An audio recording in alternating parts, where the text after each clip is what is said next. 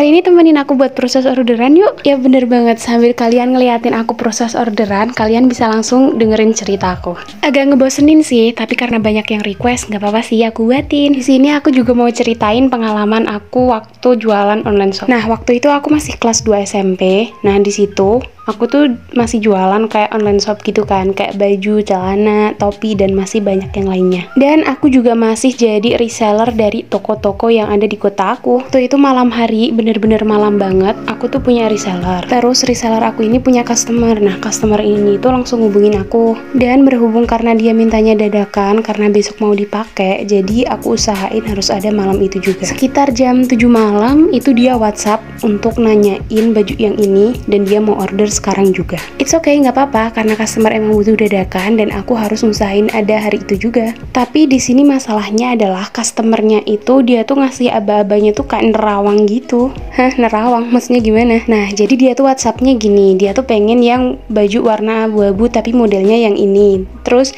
di waktu itu di bawahnya dia tuh lagi mengetik tapi kayak tiba-tiba offline gitu. Berhubung udah malam dan aku yakin tokonya bakalan segera tutup karena tutupnya itu jam 8, jadi aku buru-burulah ke tokonya malam-malam, hujan-hujanan lagi. Waktu itu hujannya deres banget, bahkan petirnya gede-gede gitu, tapi aku pakai sepeda motor sama pakai jas hujan. Nggak apa-apa, ini emang sebuah proses ya, yang namanya proses kan pahit banget.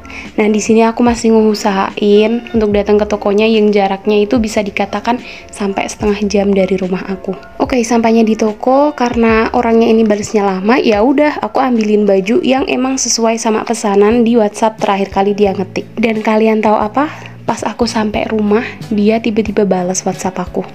Bukan balas karena mau COD, tapi dia malah ngata-ngatain aku, katanya aku nggak becus untuk menjadi penjual yang baik. Nggak sampai di situ, aku juga dikata-katain, katanya ya pokoknya kata-kata hewan gitu. Banyak banget kata-kata yang keluar dari dia. Ya bener banget. Karena permasalahannya ya, karena dia nggak suka sama bajunya atau warnanya, itulah intinya. Intinya ada kesalahan di situ.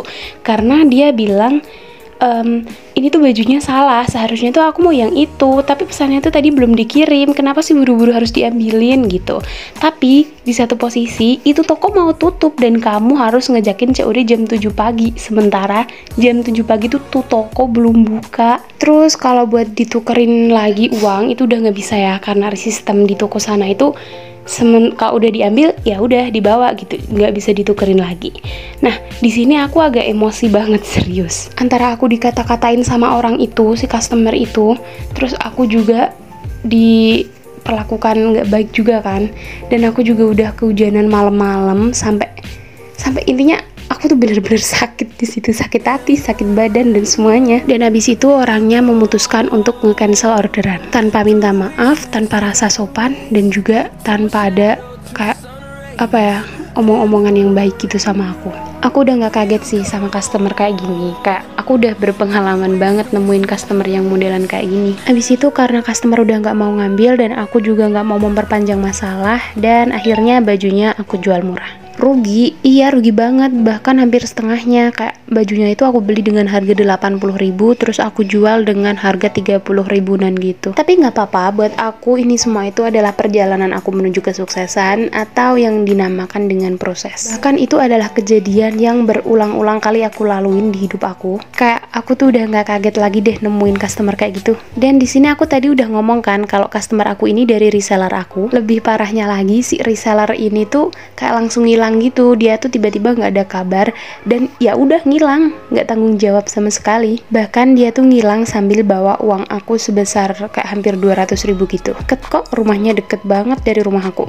Tapi aku memang nggak mau memperpanjang masalah aja. Seseorang pernah mengatakan kalau jika orang itu memiliki utang kepada kita, maka kita akan dibalas di akhirat. Semenjak saat itu aku udah nggak peduli lagi sama yang namanya orang utang ke aku, tapi yang penting aku harus lebih hati-hati ketika ada orang yang mau minjem uang. Dan setelah saat kejadian itu terjadi, orangnya udah pergi, si reseller udah pergi, customer udah nge-cancel, pokoknya ya udah deh aku biarin aja. Dan masalah uang sampai sekarang ini udah 1 tahun lebih kali ya, udah 2 tahun malah, itu udah aku biarin aja. Buat aku udah aku ikhlasin, dan semoga aja, ya aku yakin sih orang yang punya utang tuh biasanya rezekinya kurang lancar. Enggak, aku aku bercanda, aku nggak doain jelek kok, tapi emang katanya sih gitu, dan aku juga ngerasain gitu walaupun aku utang ke siapa. Tapi hari ini aku udah nggak kebiasain diri aku buat utang. Akhirnya selesai juga ceritanya, dan aku juga sekali lagi ngasih tahu ke kalian, jangan pernah biasain diri kalian utang. Kalau emang kalian nggak punya duit, ya udah sekiranya diem aja sih di rumah. Pokoknya jangan maksain keadaan. Kalau emang nggak punya, ya udah diem dulu. Tapi kalau emang lagi kepepet, emang harus butuh banget nih sekarang, ya udah nggak apa-apa, itu boleh minjem. Dengan catatan jangan lupa dibalikin. Oke, udah selesai videonya. Terima kasih buat kalian yang udah nonton dari awal sampai akhir. Semoga terhibur. See you next time di video selanjutnya ya. Tetap semangat. Bye-bye.